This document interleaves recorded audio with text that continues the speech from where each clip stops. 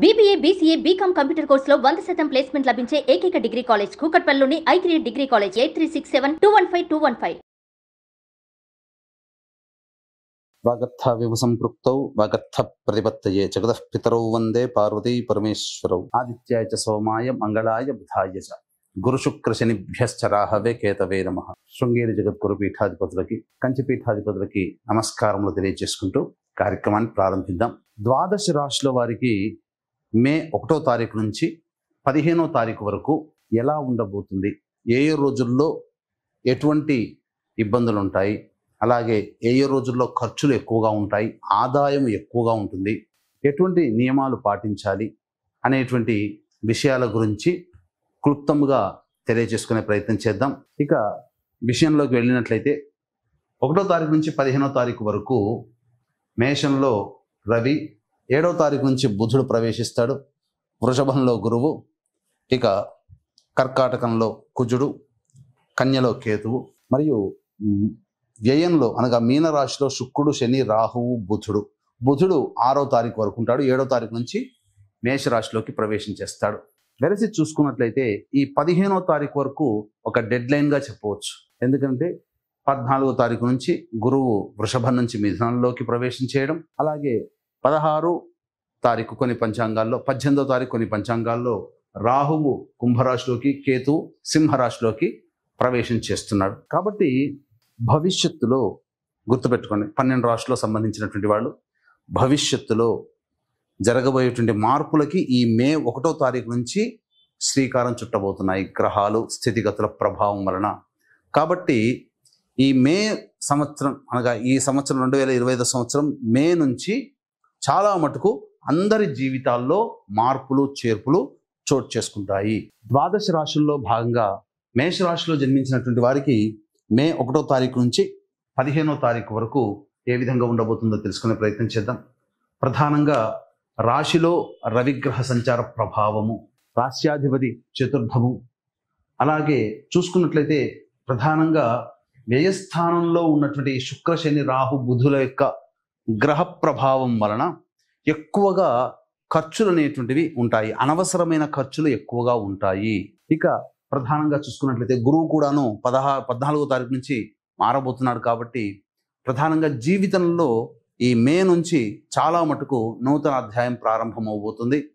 ముఖ్యంగా కొత్త వ్యక్తుల పరిచయం అనేటువంటిది ఈ మే నెల నుంచే ప్రారంభమవుతారు. ఇక చూసుకున్నట్లయితే ఈ యొక్క రాశిలోని రవి మరియు 7వ తారీఖు నుంచి బుధగ్రహ సంచార ప్రభావము, సౌఖ్యం, జీవితంలో కంఫర్టబుల్ లైఫ్ని లీడ్ చేయడానికి అనుకూలమైనటువంటి పరిస్థితులు ఏర్పడతాయి. ప్రధానంగా ఈ మేషరాశి వారికి స్త్రీ సౌఖ్యము ఉండబోతుంది. అంటే ఎవరైనా కానీ స్త్రీల వల్ల సహాయ సహకారాలు ఎక్కువగా పొందుతారు, ఇది మనం చెప్పుకోవచ్చు. ఇక ప్రధానంగా చూసుకున్నట్లయితే వివాహం కావాల్సినటువంటి అబ్బాయిలకి అమ్మాయిలకి వివాహం నిశ్చయం అవడానికి ఆస్కారాలు ఎక్కువగా ఉన్నాయి, గ్రహాలన్నీ కూడాను అనుకూలంగా ఉన్నాయి. కాకపోతే ఈ మేషరాశిలో జన్మించినటువంటి వారు చతుర్థ స్థానంలో కుజగ్రహం స్తంభించి ఉన్నటువంటి కారణం చేత వాహనాన్ని నడిపేటప్పుడు జాగ్రత్తలు పాటించాలి.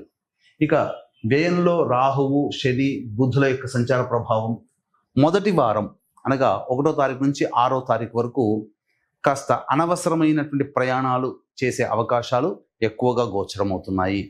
కావున ప్రయాణాలు చేసేటప్పుడు జాగ్రత్తలు పాటించండి. ఇక ప్రధానంగా చూసుకున్నట్లయితే ధన నష్టం కూడా 1వ తారీఖు నుంచి 6వ తారీఖు వరకు ఎక్కువగా ఉండబోతుంది. కాబట్టి జాగ్రత్తలు పాటించండి.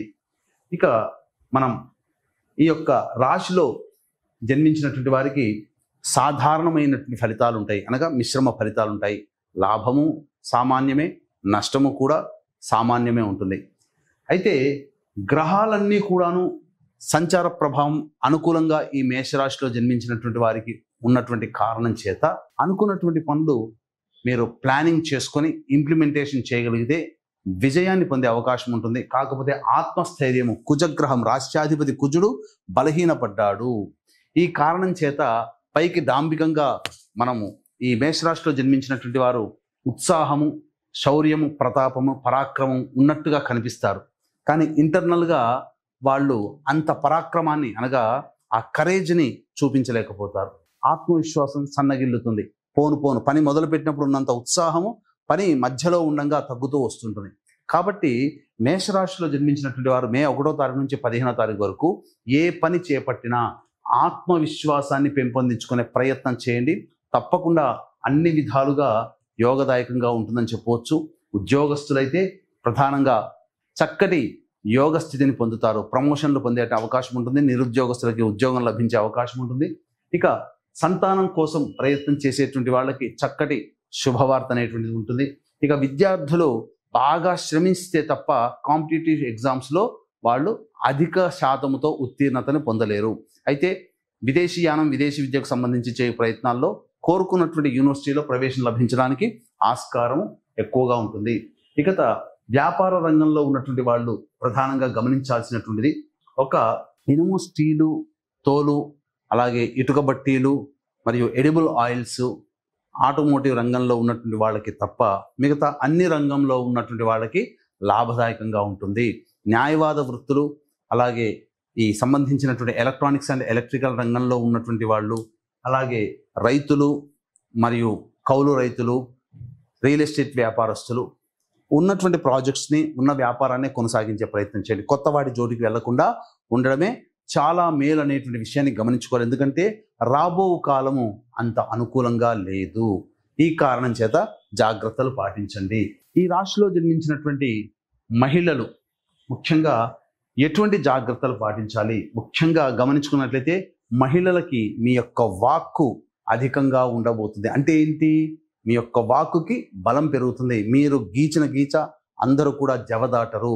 మీ మాటే వేదవాక్కుగా, శిరోధార్యముగా మీ కుటుంబంలో కానీ, చేస్తున్నటువంటి వృత్తి ఉద్యోగాల్లో కానీ ఉండబోతుంది. కాబట్టి ధైర్యంతో ముందడుగు వేసే ప్రయత్నం చేయండి.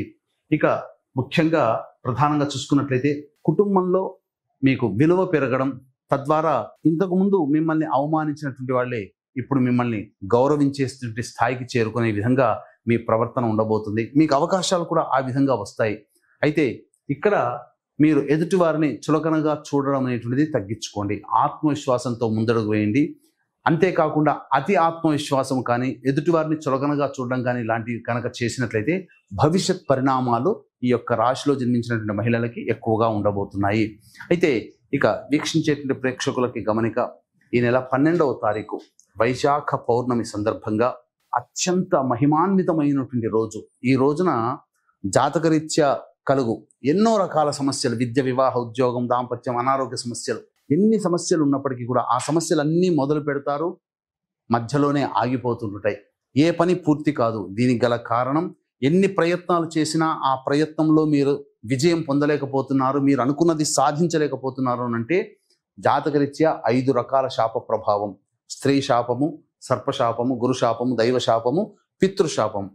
కాబట్టి ఈ యొక్క 5 రకాల శాప ప్రభావాల నివృత్తికి వైశాఖ పౌర్ణమి సందర్భంగా ఈ యొక్క పంచశాప నివృత్తి కార్యక్రమాలు అనేటువంటి చేయించడం జరుగుతుంది. వ్యక్తిగతంగా మీరు పాల్గొనాలి. ఈ సంబంధించినటువంటి కార్యక్రమంలో ఇప్పుడు ఏంటనంటే చాలా మటుకు జనాల్లో ఒక అబద్ధపు ప్రచారము జరుగుతుంది. ఏంటి?